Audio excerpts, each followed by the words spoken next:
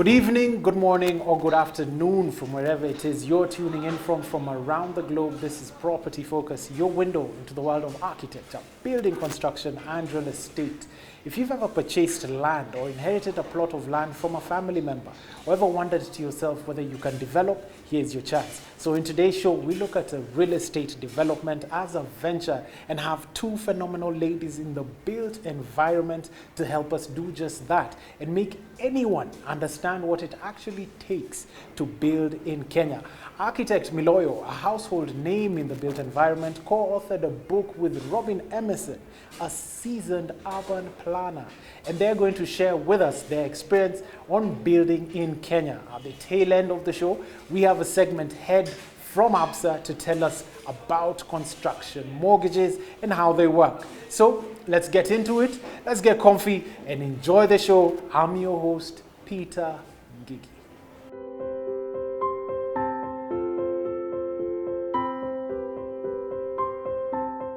Well, thank you for keeping it property focused. Now, you already know how to buy land, you know which entities to engage, but how do you get your property up from ground floor to this right here?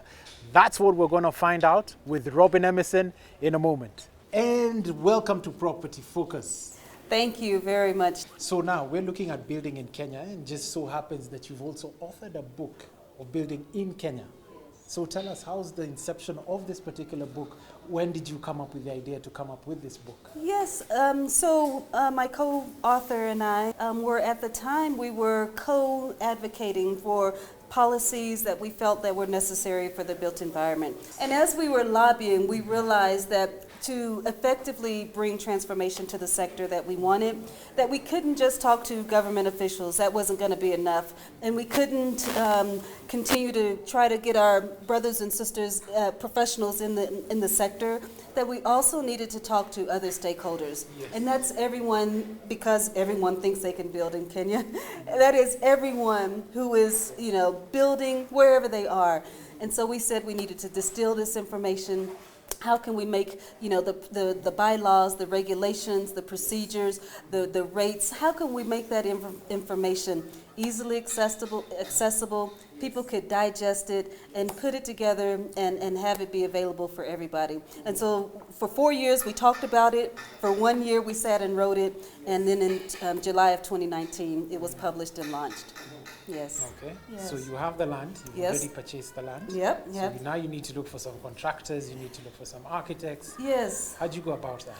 Okay. Well, so I've done that, right? I have that property. I've done a concept, right? I've had a feasibility study, and so generally it is that architect who is the lead contractor, if you will, that takes over that next process. Because you've taken to that architect, this is my concept. This is what I think now this market calls for, if you will. Can you start to give me some scenarios of design of what this might look like?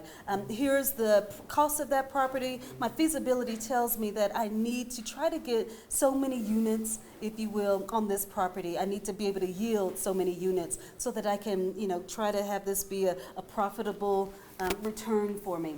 And that architect will help you walk through, well, what are the permits that are necessary for you to get this? What are the approvals that are going to be necessary? Does what you're talking about, does it fit in regards to zoning approvals? Does it fit inside of building permits that are required here? And that architect will walk you through that process. And as you're going through that process and you're thinking, okay, you've got your approvals, you're getting your permits, and then the architect will help you decide, do I want to go with one contractor that they are the ones that get all of the subcontractors and they're the ones that oversees each and every subcontractor? Do I want to do that? Or do I want to actually work with individually the different subcontractors myself? Does it help? Well, there are pros and cons to it. Yeah, so either if I get one contractor, then I have only one person I'm holding accountable. There's only one person I need to be talking to on a regular standing basis as I'm keeping up with the process of my development. Yes. Now, if I have these subcontractors, it's quite involving because I then need to, again, I talked about being an orchestra conductor, then I need to go to the said subcontractor to make certain, have you coordinated with this contractor and the timings, and are you ready to come and do your bit, and making certain that everything lines up. Now, I have to ask myself, am I going to take this on as a full-time job? do I have the capacity to be going and chasing and following up with each and every subcontractor and making certain that the timings and the quality is all up to snuff? I have to ask myself that. And either I'm doing this as an individual or is this my corporation? What's my capacity? What's the level of involvement that I want to get in? And so that's part of, at the pre-development decision making, you ask yourself that question, and the decision that you make about contractors is a match to your capacity and what you're committed and ready to follow through on. Okay. Remuneration order. Is there a remuneration order for your architect? Do you pay them from the onset of the project? Do you pay them at the end? How does this happen? Well, this is one that, inside of here, we give what is standard inside of the book. We provide standards for contractors, for your architect, for your quantity surveyor, for every professional in there. All that is in here? Everything, all of that. All the percentages are included in this? Yes, percentages, standard rates. We give examples of contracts in here. Again, it's all about making it open source. But what we say is, that is a standard and that is the starting point. And we ask everyone to, make certain that you're knowledgeable, because this protects the professional, but it also protects you, so that, when they are making requests or putting something before you that you might not be comfortable with, you're able to pick the book up and say, 1 second, Mr. or Mrs. Quantity Surveyor, I understand per your profession, this is the way that we should be going. Why are you asking us to go a different route? And so that is why we provide all of that open source. Now, I got to tell you, Peter, when we put all of that information in here, there were some people that were saying, please. There were some people saying, Emma and Robin, what are you doing? What are you doing here? But the whole point, again, we talked about the whole 360 view of this sector. We said everybody needs to be on the same level of knowledge, on the same place of understanding how this should be done. Yes. And so we're happy about leveling that information. Brilliant. Yeah. Robin, glad to have had you on the show once again. Thank you so much, Peter. And there you have had it. Measure twice, cut once, reduce on the wastage, and get a professional at all points in time. We've got Emma coming up shortly. Stay tuned.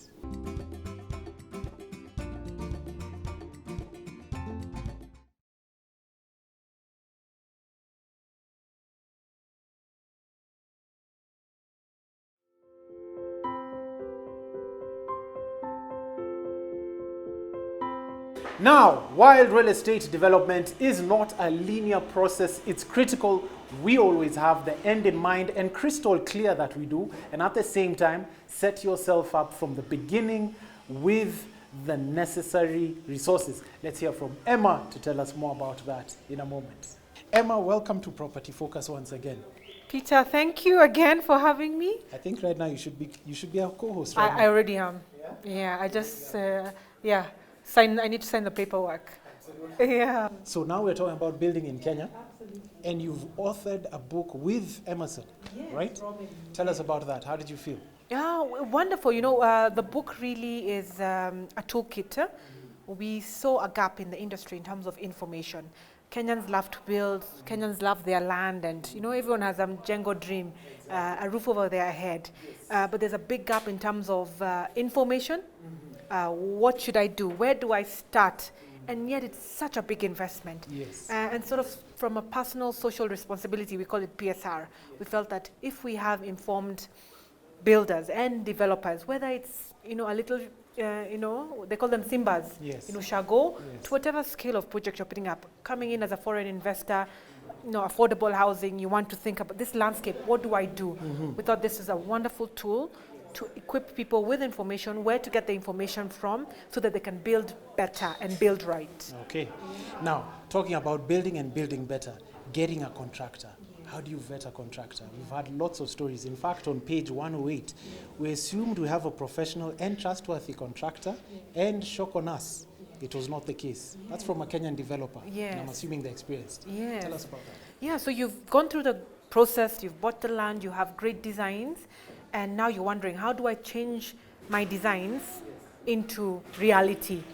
And it can really be a daunting task. The whole process of building can be quite daunting. First of all is finding out whether your contractor is registered.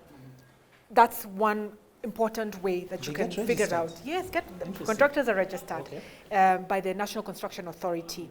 So ask your contractor for their certification in terms of NCA. Look at their portfolio. What work have they done? Pay a visit, because contracting is a lot about workmanship. Absolutely. Look at the work they have done. When they say they've done something, look at the work they've done. But not only looking at the work they've done, call 1 or 2 people that they have worked with and just get from them, what was the perspective of working with that contractor? Because some can do very good work, but the process and the back and forth can be quite tiresome. So just knowing what kind of working relationship does this contractor have. So those are very important things. NCA has a register online where you can find out, get references from people who have done. Your architect is very fundamental in this process. Your architect, your quantity surveyor, they may also have worked with other contractors who they can refer to you, but ultimately you're the one paying for this job. So don't only leave it to your professionals, get involved in ensuring that you have the right contractor for the job. After the contractor, now to get the building up, what then? So you have your contractor, but even before you got a contractor, it's imperative that you get approvals. Approvals from your county, approvals from NEMA, and then and that you register your project with the National Construction Authority. So at the bare minimum, you need those 3. Now, depending on where your building is, you may need others. If you're in a flight path, then you need KCAA. If you're building around Wilson Airport or JKI or an airstrip, wherever, you may need Kenya Civil Aviation Authority approval. If you're building near Kenya Defence Forces, for example, any of their facilities, you need clearance from them just from a security perspective. And many other areas that might be KWS, forestry, and the like. But fundamental are NEMA, the county government, and NCA. How long does that take? I know we spoke earlier, NCA takes about a day.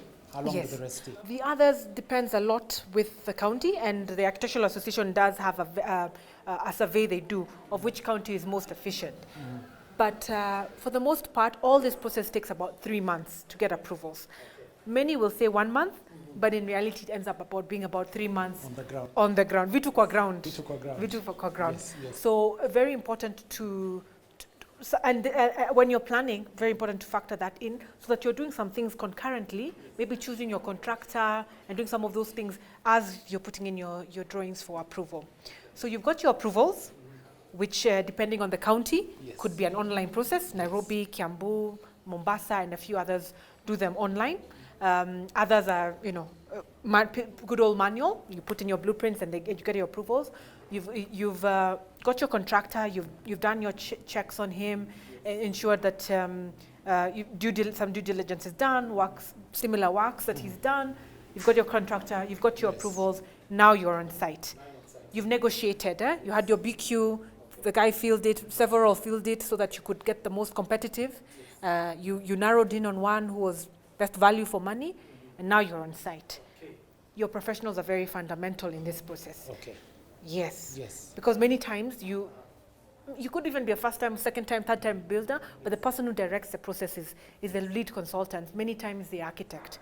Because he's the one who has designed, he understands the building, he's walked with you in terms of design, he's now guiding through the execution. So the architect will help you in managing the contractor. Yes, wonderful. Advice to anybody who's setting out or thinking about constructing? Real estate is a wonderful and sound investment, but you must match with who you are, why you're doing it, where you want to do it.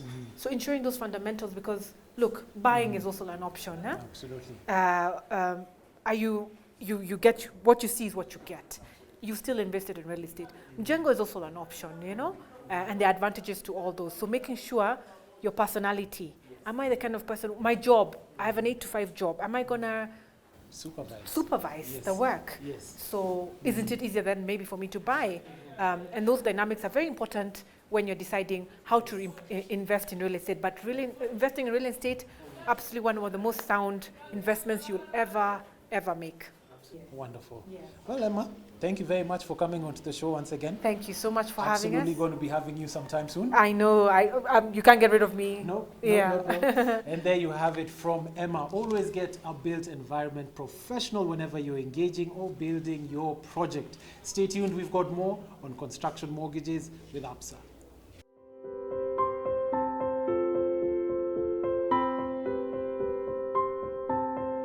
And welcome back, and thank you for keeping it property focused. Now, you just saw our billboards. Now we're getting into the last segment of the show.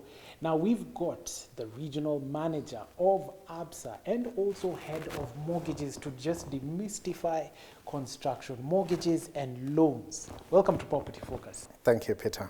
Briefly tell us about yourself. My name is John Kaburu. I'm regional manager based at Queensway House in ABSA Bank. I also head mortgages in Kenya. Our purpose is to bring possibilities to life for our customers. One of the things people want to do is to own a home for many reasons. So that's our purpose, to bring those possibilities to life. Okay, so we're talking about building in Kenya. How does one get a construction loan? Or what is that? Construction loan is where, as ABSA Bank, we come in and support you to build your home to your own plans and desires and designs. So we work with you that journey, and it starts with the simple process of application and the documents we'll need at that point. It depends on whether you own the plot or you don't own the plot. Many Kenyans own a plot somewhere, waiting to build at some point. So if you own the plot, we require you to come along with your approved plans by both the county, respective counties, NEMA. We'll also require to see the BOQs done by a qualified surveyor, quantity surveyor. Then we'll also require the NEMA approvals just to show that we are ready to go. We'll also seek your statements from the other bank if you're not banking with us. If you're banking with us, we have a way of assessing your account performance. And from there, we can do the assessment, which will not take long. 2 to 3 days, we get back to you and tell you whether you're successful or not. And that's a starting point. Now, once the KYC documents have already been presented and everything, what are the costs and what are the costs getting a loan? The fees you'll be looking at, there are 2 types. There's what we charge as a bank, and it ranges from 1.5 to 2.5%. That's the facility fee. But it's also good to appreciate that there are other costs that don't relate to the bank, and they are mandatory. One is valuation fees. That's charged by professional valuers who participate in the process. The second amount that may come, if you don't own your plot, it means obviously we buy a plot for you to build, because we support you with that also. And therein, you'll find the stamp duty that comes for transfer as you buy that plot. The other duty you may want to provide for is what we call the stamp duty on legal charge. When we are placing a charge on that property, there's a minimal figure that is charged by the government. The final fee bit that you want to cater for is the one for the lawyers, the legal fees. So by and large, you may provide up to 5 to 7%, which may include your own contribution. It may include the legal fees, the stamp duty, and our facility fee. So the legal fee is provided by you as a panelist, or what happens? We have a panel of lawyers. Okay. So we'll give you a choice to choose between a number of lawyers. Yes. Some of them you may have interacted with them, but ultimately they are on our panel of lawyers. So you know the biggest question that people want to know, is it cheaper to buy or build? The statistics that came out from a recent survey by Kenya Bankers Association was showing that 80% of aspiring buyers will want to build, or aspiring homeowners, they'll want to build than buy. Currently, of the current homeowners, more than 60%, according to the same survey, most of the homeowners, more than 60%, they build. So whether it's cheap or more expensive, it's evident that more people prefer to build than buy. And you also need to factor your availability. Do you have the expertise? Do you have the time to supervise? Do you have the know-how? Versus walking into a complete house and see whether it matches. So there's a trade-off between the two, and that trade-off is largely probably not something you can quantify financially. Any advice you'd like to give the viewer who's watching the show right now? We have a very highly competitive interest rate at 11.9 currently. We also have the highest tenors. If you are looking to buy, we can go up to 25 years. If you're looking to build, we can do 100% for 20 years. If you're looking to release equity, some value from your house, we can do up to 10 years. And on the average, we have the highest tenors in the market. Yeah. Okay. Well, give us your parting shot. The parting shot is to say welcome to Absa Bank. We are near you across the country in 85 locations. You can walk in there and have these conversations with any of our bankers. Looking to buy, looking to build, looking to release some value from your own home. And if you are in rental income and you want to do an additional project, please come and see us. We are here for you, bringing possibilities to life. Wonderful. Well, thank you very much, John, for coming into the show. Thank you. Well, that's all we have for today, folks. You've learnt about buying land, putting up a construction, getting the right contractor, and even getting a construction mortgage, all on this show. Well, it's been most delightful. I've been your host, Peter Ngigi. Remember, if you want to reach out to us on our socials or call us on the numbers right below the screen. Thank you for tuning in. Till next week, goodbye.